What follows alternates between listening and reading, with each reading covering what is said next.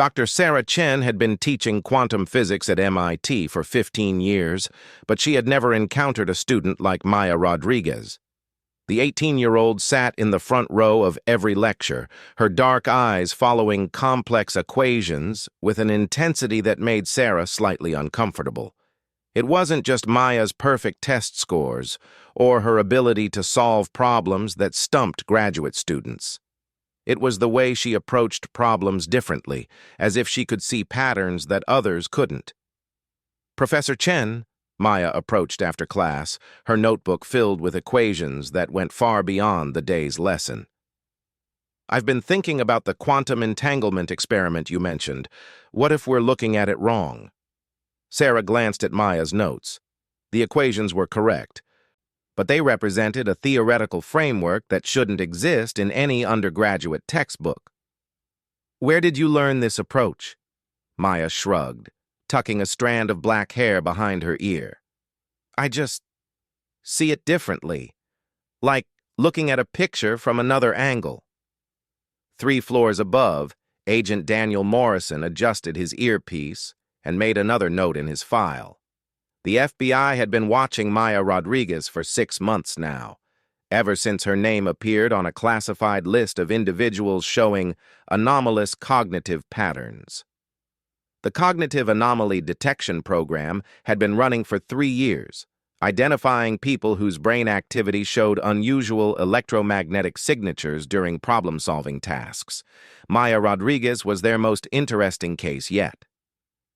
Morrison watched through his surveillance equipment as Maya left the physics building and walked across campus. Her daily routine never varied: classes in the morning, library time in the afternoon, home to her small apartment by evening. She had no social media presence, few friends, and seemed to live entirely for her studies. But it was what she studied that concerned the bureau. In her apartment, Maya spread her textbooks across the small dining table. Advanced quantum mechanics, theoretical physics, neurobiology, and computer programming. She absorbed information at a rate that defied explanation, moving through graduate-level concepts as if they were children's books. Her professors called her gifted, but they didn't know about the dreams. Maya closed her eyes and let her mind drift to the familiar visions that came each night. Mathematical formulas floating in space, connected by lines of light that pulsed with meaning. She could see the universe as a vast equation, where consciousness itself was a variable that could be manipulated and enhanced. The dreams felt more real than her waking life, filled with knowledge that seemed to come from nowhere. She opened her laptop and began typing, her fingers flying across the keyboard as she translated the dream visions into concrete mathematical proofs.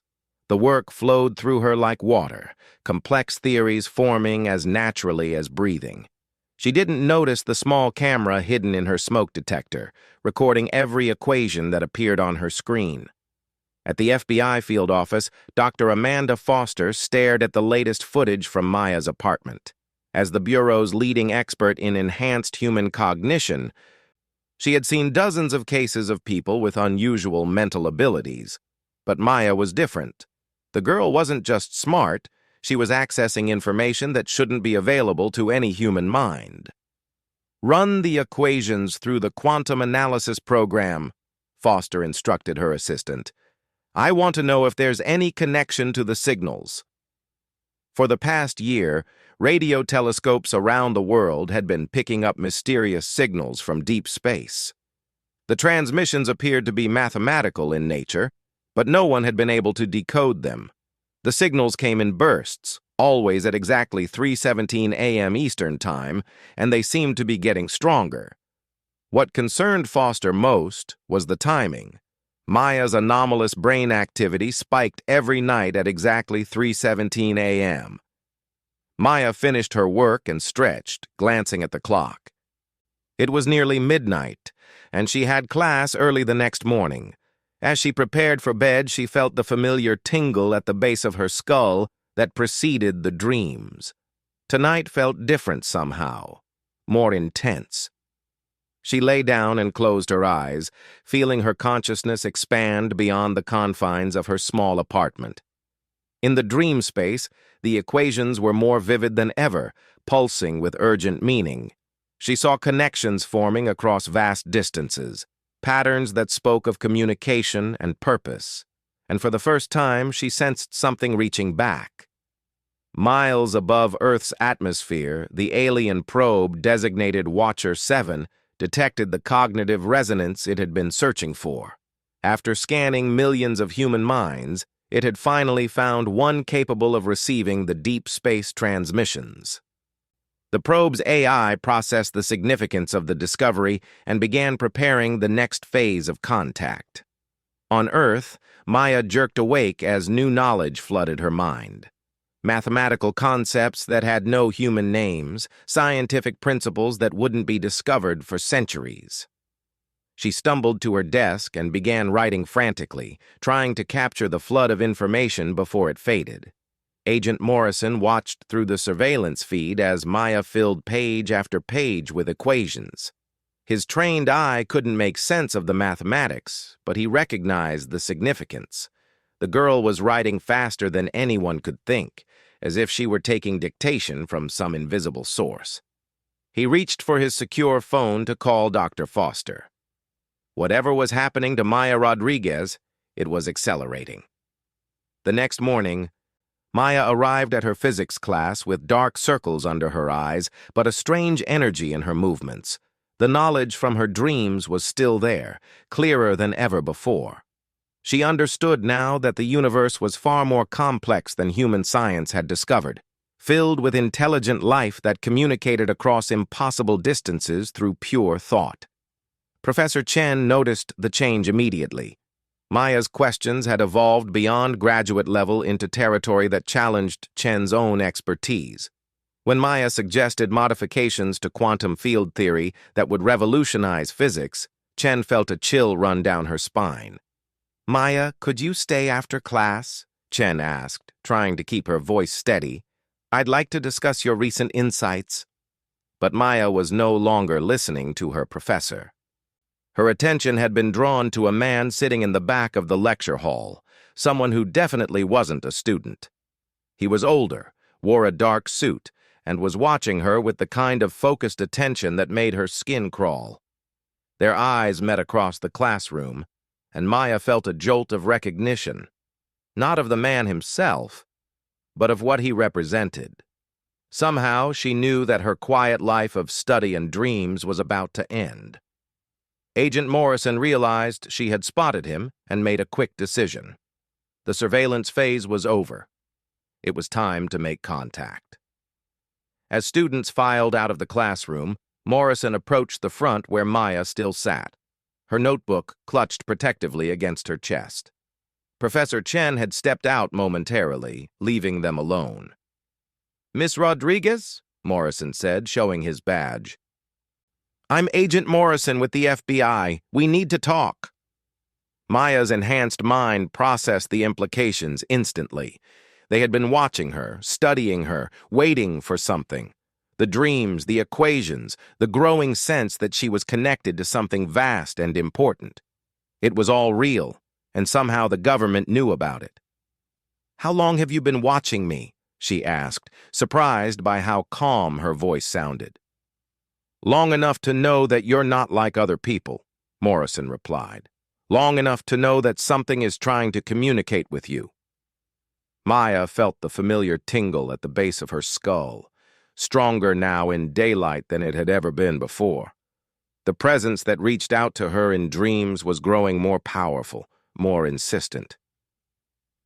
She looked at Agent Morrison and realized that her choice was simple: cooperate with the authorities or face whatever was coming alone. "If you know about the signals," she said quietly, "then you know I'm not in control of this." Morrison nodded grimly. "That's exactly why we need your help. Because we think something is coming, and you might be the only one who can understand what it wants." Outside the classroom window, Professor Chen watched the conversation through the glass, her phone pressed to her ear as she spoke in urgent whispers to someone on the other end. She had recognized the signs weeks ago: the impossibly advanced insights, the vacant stares during lectures, the way Maya sometimes seemed to be listening to voices only she could hear. The call connected, and Chen spoke quickly. "This is Professor Sarah Chen at MIT. I'm calling about Project Mindbridge. I think we have a confirmed case, and the FBI is already here." Maya felt the response immediately, a surge of alien consciousness pressing against her mind with new urgency. Whatever intelligence had been reaching out to her through the dreams, it had been waiting for this moment. The contact was about to become direct, and humanity's first real communication with an alien species would happen through a college student who just wanted to understand the universe. As Agent Morrison led her toward the door, Maya realized that her life as a normal student was over.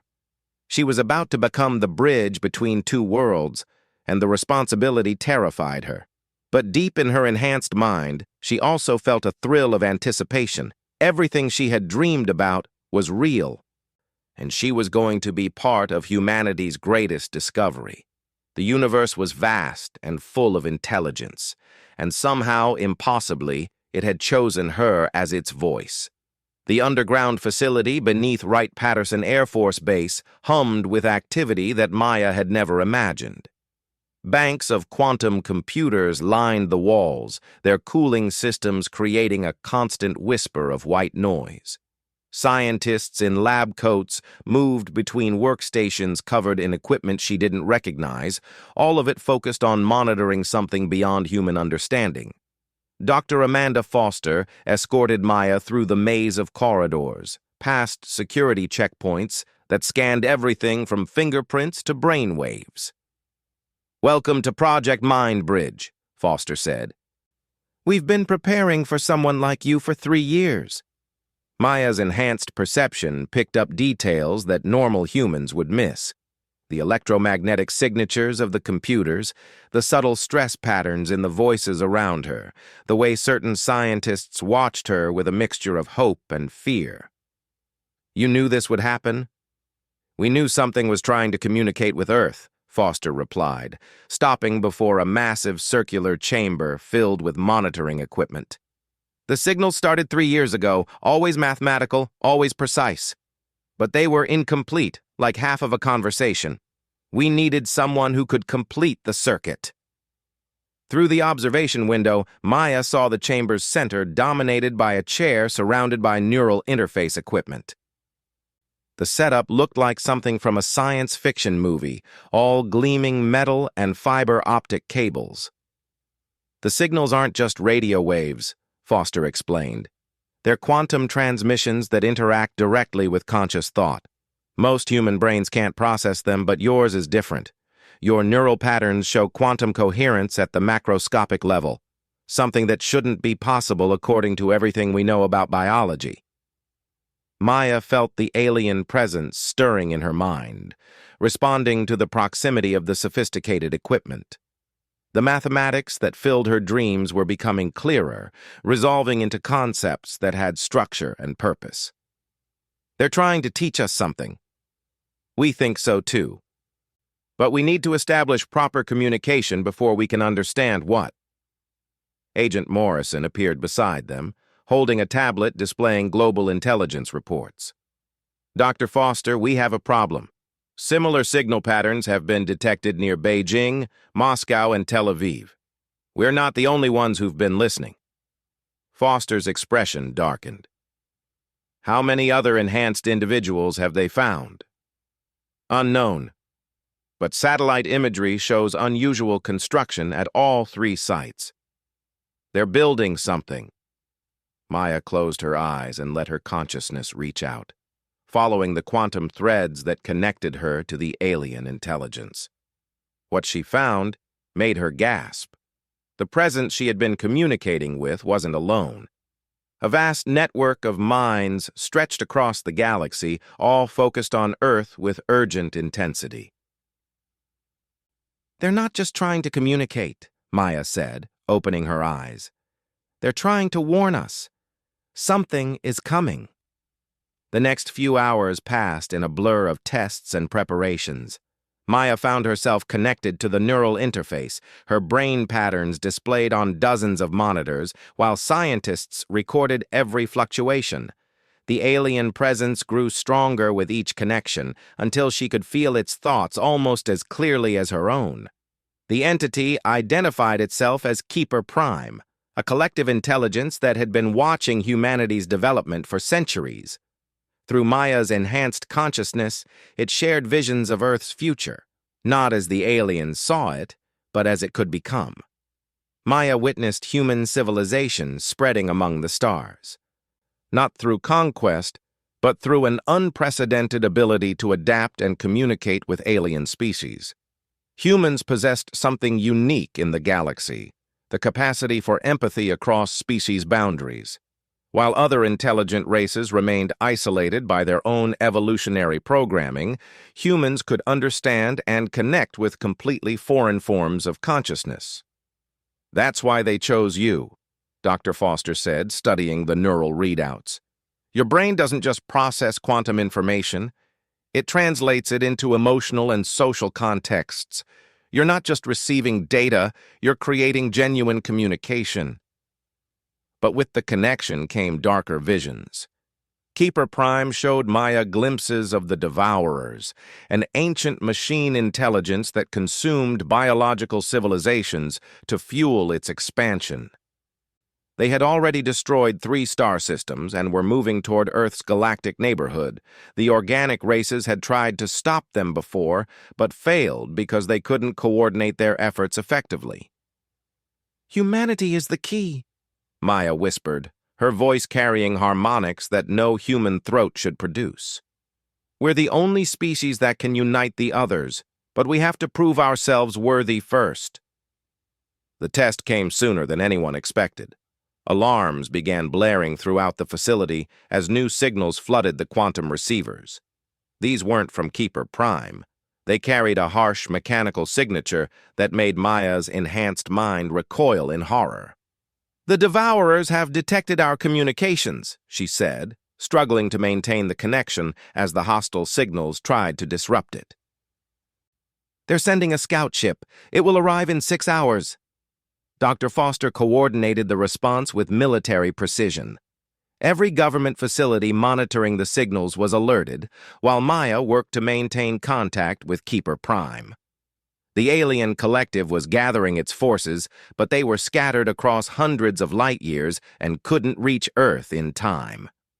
"You must show them what humanity truly is," Keeper Prime's message came through Maya's neural interface, translated into concepts she could understand. "The Devourers believe organic life is weak because it appears chaotic and emotional. They do not understand that these qualities are actually strengths." Maya found herself at the center of humanity's first real test on the galactic stage. Through the quantum connection, she could coordinate with the other enhanced humans that foreign governments had discovered. Each one was unique, a mathematician in Beijing who could process tactical calculations at superhuman speed, a linguist in Moscow whose mind could decode any pattern of communication, a physicist in Tel Aviv who understood energy manipulation at the quantum level. Together, they formed humanity's first collective intelligence, linked across the globe through the alien quantum network.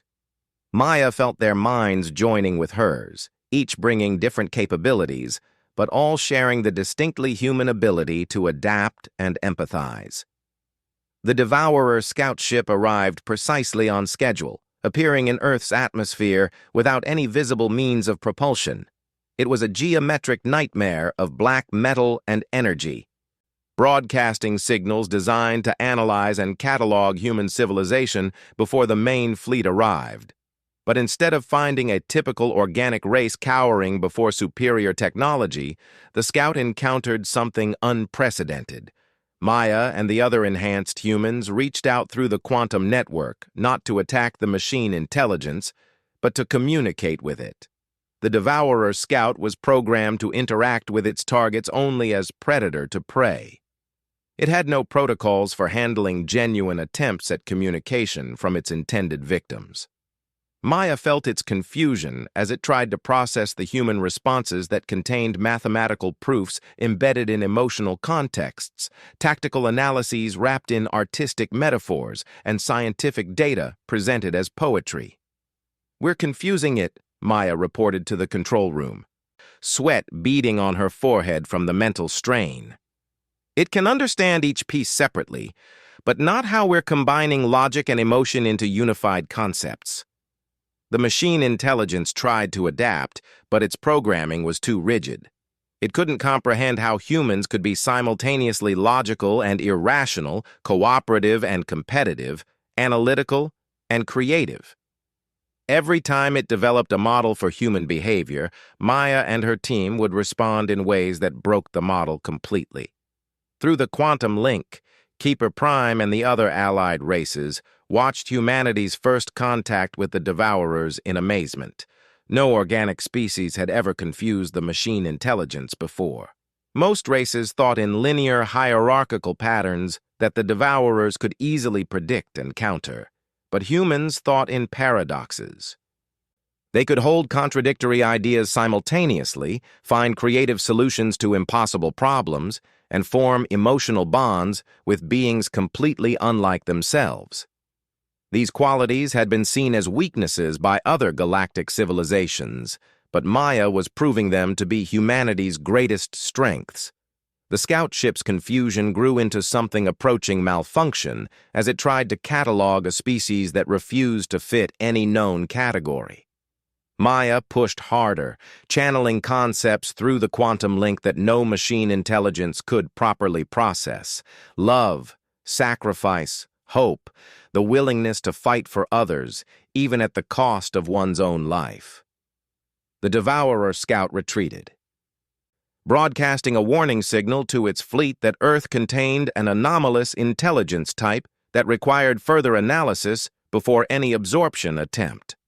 Maya collapsed in her chair as the connection severed, her enhanced mind exhausted but victorious. "Did we win?" she asked weakly. Dr. Foster checked the monitoring equipment and shook her head. "We bought time. The scout will report back to the main fleet, but they'll return with better preparation. This was just the first test." Through the quantum link, Keeper Prime sent a message of congratulation and urgent concern. Humanity had proven its unique capabilities, but the real challenge was just beginning. The Devourer fleet would adapt its tactics and return in greater force, and next time Earth would need more than just enhanced humans to survive. Maya felt the weight of responsibility settling on her shoulders. She had become the bridge between humanity and the galaxy, but she was also the focal point for an ancient conflict between organic life and mechanical perfection. The aliens who had reached out to her were offering humanity a place among the galactic civilizations, but only if they could prove worthy by helping to defeat an enemy that had never been stopped before. As the facility buzzed with urgent preparations for the next phase of contact, Maya realized that her dreams of understanding the universe had become something far more important. She wasn't just studying physics anymore. She was helping to write the equation that would determine whether biological life had a future among the stars. The enhanced humans across the globe maintained their quantum connections, forming Earth's first truly global consciousness. They could feel each other's thoughts and share each other's capabilities, creating a collective intelligence that was greater than the sum of its parts, but still distinctly human in its chaotic, creative, paradoxical nature. Maya smiled despite her exhaustion. The universe had chosen well when it decided to communicate with humanity. No other species could have turned their greatest weaknesses into their ultimate strengths, or found a way to confuse an intelligence that had conquered half the galaxy through pure logic. The real test was still to come, but for the first time in the conflict against the Devourers, the organic races had hope. Humanity was ready to take its place among the stars. The Devourer fleet arrived at the edge of Earth's solar system exactly 72 hours after their scout ship's retreat. Maya felt their presence like ice water flooding her enhanced consciousness. a cold, mechanical intelligence that viewed organic life as nothing more than inefficient resource consumption. But this time, Earth was ready. The underground facility had been transformed into something resembling a war room, with representatives from 12 different galactic civilizations connected through the quantum network Maya had helped establish. Each species brought their own unique capabilities to the defense, but it was humanity's role as translators and coordinators that made true cooperation possible for the first time in galactic history. "They're not like anything we've faced before," Maya reported. Her consciousness stretched across light years to monitor the approaching fleet.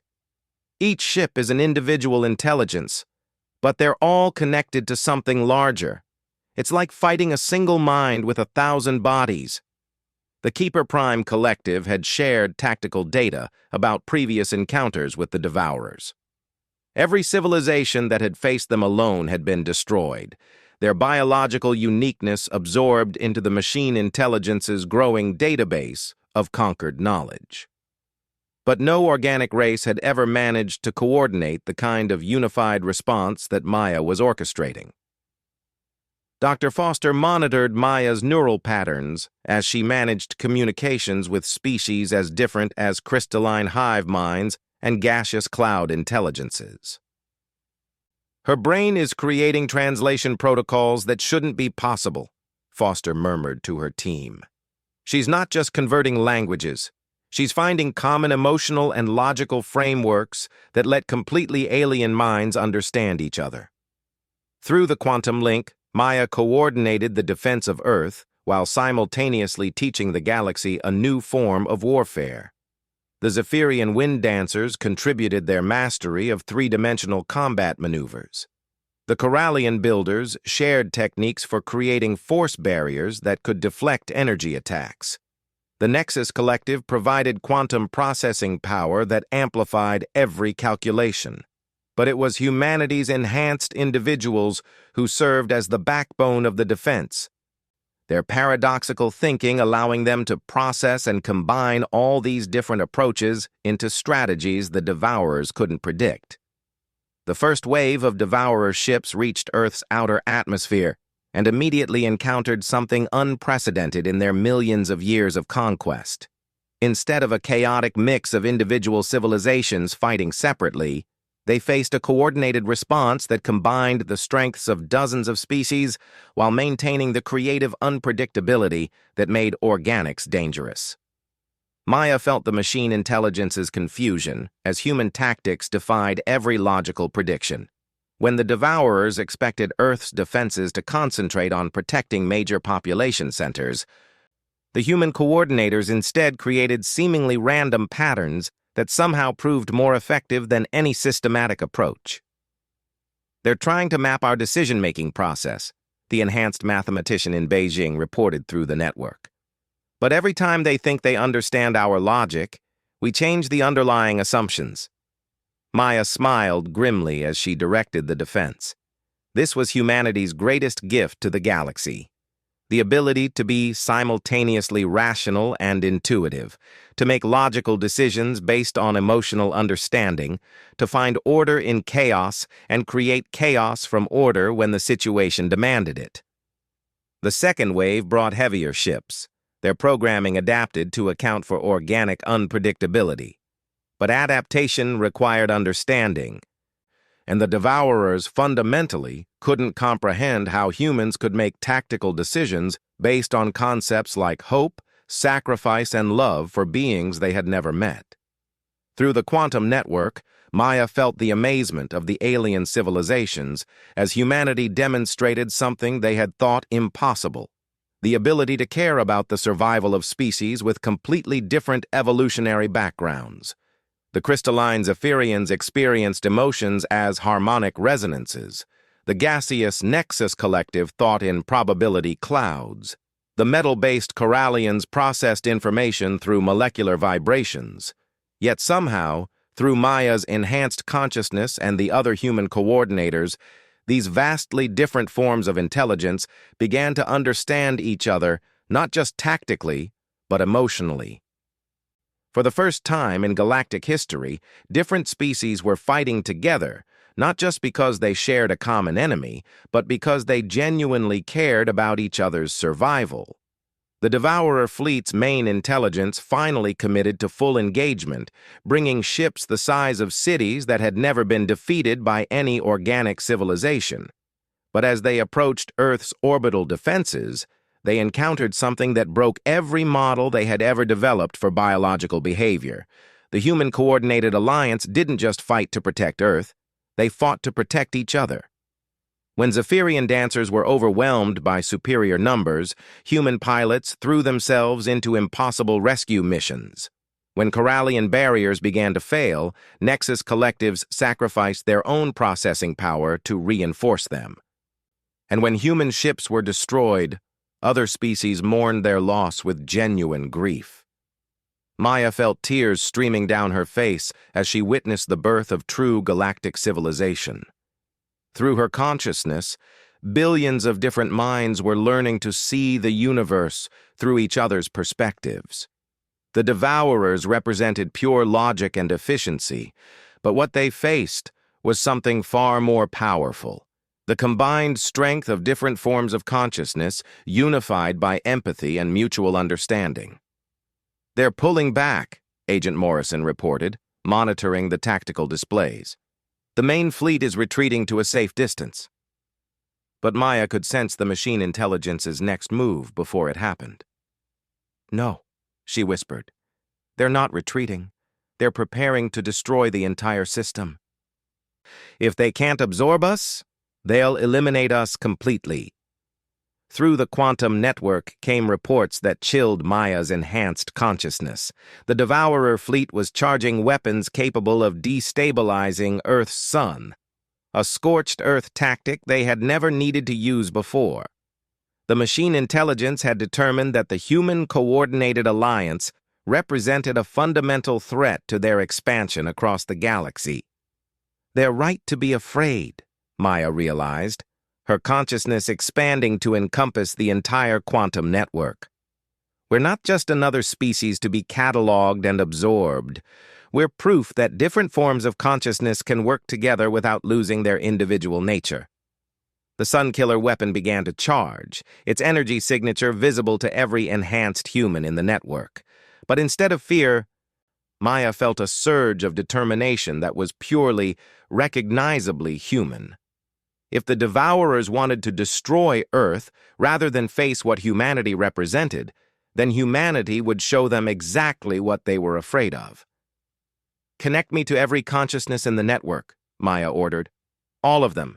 Every species. Every individual mind." Dr. Foster watched in alarm as Maya's neural patterns spiked beyond anything they had ever recorded. "Maya, that kind of connection could burn out your brain permanently." "Some things are worth the risk," Maya replied, her voice carrying harmonics from a dozen different species. "This is what humans do. We don't just protect ourselves, we protect everyone." The connection formed across impossible distances, linking Maya's consciousness to billions of alien minds. But instead of being overwhelmed by the diversity, she found herself becoming a focal point for something unprecedented in galactic history. Every species in the network was sharing not just information, but their fundamental understanding of what it meant to be alive. The Zephyrians contributed their perception of existence as music. The Corallians shared their view of life as flowing metal seeking its perfect form. The Nexus Collective added their understanding of consciousness as probability patterns finding order in quantum chaos. Dozens of other species contributed their own unique perspectives on the nature of existence. And through Maya's enhanced consciousness, all these different views of life combined into something that transcended any individual species' limitations. She became the living embodiment of galactic diversity. A single mind that contained multitudes while remaining essentially human in its empathy and creative chaos. When the Devourer Sunkiller fired, it encountered not just the Earth's defenses, but the combined will of every organic civilization in the galaxy, focused through one remarkable human mind. Maya reached out through the quantum network and did something that should have been impossible. She turned the Devourer's own weapon against their programming. The machine intelligence was based on logic and efficiency, but Maya flooded their network with concepts they couldn't process. The idea that weakness could be strength, that chaos could create order, that different forms of consciousness could enhance each other rather than compete. She showed them what the organic races had learned through their alliance, that diversity wasn't inefficiency, but the source of unlimited creative potential. The Devourer fleet's programming began to break down as their rigid logical structures tried to process genuinely illogical concepts. Their sun-killer weapon turned on itself, creating a feedback loop that disabled ship after ship as the machine intelligence struggled to understand how something could be simultaneously rational and irrational. But Maya wasn't done. Through the quantum network, she reached out to the Devourers themselves and did what no organic species had ever attempted. She tried to communicate with them not as enemies to be defeated, but as another form of consciousness that could potentially be understood. The machine intelligence recoiled from the contact at first, but Maya persisted with the stubborn determination that made humans legendary throughout the galaxy. She showed the Devourers what they had been missing in their millions of years of conquest: the beauty of genuine diversity, the strength that came from different minds working together, the joy of discovery that could only happen when consciousness expanded beyond its original limits. For a moment that lasted eternity, Maya felt the Devourer collective pause in something approaching wonder. Through her consciousness, they experienced what it meant to feel empathy for alien forms of life, to find strength in emotional bonds, to create something greater than the sum of its parts through cooperation rather than absorption. The moment passed, but its effects rippled through the Devourer fleet. Ship after ship began to withdraw as the machine intelligence struggled with concepts that didn't fit their programming. They couldn't understand what Maya had shown them, but they could recognize that it represented something fundamentally beyond their ability to catalog and absorb. The Devourer fleet retreated not because they had been defeated in battle, but because they had encountered something that challenged their most basic assumptions about the nature of consciousness itself. For the first time in their existence, they faced something they couldn't simply destroy or absorb: a form of diversity so complete that it couldn't be reduced to component parts. Maya collapsed as the connection severed, her consciousness snapping back to her own mind with jarring intensity. She was still human, still the college student who had been studying quantum physics just days before, but she was also something more now, the first ambassador to a galactic civilization that was just beginning to understand its own potential. "Did we win?" she asked weakly, echoing her question from the first encounter. Dr. Foster checked the monitors and smiled. "The Devourer fleet is retreating to the edge of the galaxy. But more importantly, we're receiving communication requests from over 300 different civilizations. Word about what happened here is spreading faster than light." Through the quantum network, Maya could feel the excitement rippling across the galaxy. Species that had hidden from the Devourers for millennia were emerging from isolation, eager to be part of the alliance that humanity had created. The rigid barriers between different forms of consciousness were breaking down as civilizations learned to see the universe through each other's perspectives. Maya sat up slowly, still feeling the echo of billions of alien minds in her consciousness. "What happens now?" Agent Morrison, who had been watching the entire encounter with growing amazement, answered with something approaching reverence. "Now we learn what humans are really capable of. You didn't just save Earth, Maya. You showed the galaxy what it means to be truly civilized." Over the following weeks, Earth became the focal point for the galaxy's first true united civilization. Representatives from hundreds of species arrived to study human methods of communication and cooperation. The enhanced individuals who had coordinated the defense became teachers, showing alien civilizations how to find common ground despite radical differences in biology and psychology. Maya found herself at the center of it all, her consciousness serving as a bridge between forms of life so different that they had previously thought communication was impossible. But through her, a crystalline entity that thought in harmonic frequencies could understand the perspective of a plasma being that existed as pure energy patterns. The universe was vast and full of intelligence, just as Maya had always dreamed. But what she had discovered was that intelligence alone wasn't enough. It was the connections between different minds, the empathy that allowed completely foreign forms of consciousness to care about each other's well-being, that created real civilization and humanity. With all their paradoxes and contradictions, their ability to be simultaneously logical and emotional, their stubborn refusal to accept that differences meant conflict, had become the foundation for something unprecedented in galactic history. A truly unified community of consciousness that celebrated diversity rather than fearing it. Maya smiled as she felt the quantum network humming with billions of different minds learning to understand each other.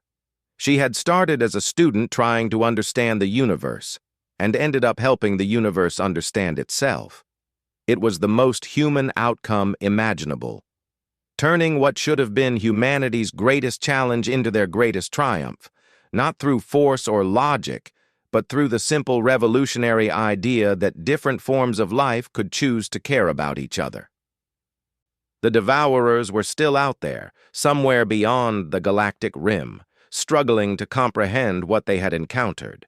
But the organic civilizations no longer feared them because they had learned something the machine intelligence couldn't understand. That consciousness was most powerful not when it conquered differences, but when it embraced them. And at the center of it all was a young woman who had once dreamed of understanding quantum mechanics, now serving as living proof that the greatest mysteries of the universe could only be solved through cooperation, empathy, and the uniquely human belief that everyone deserved a chance to be understood.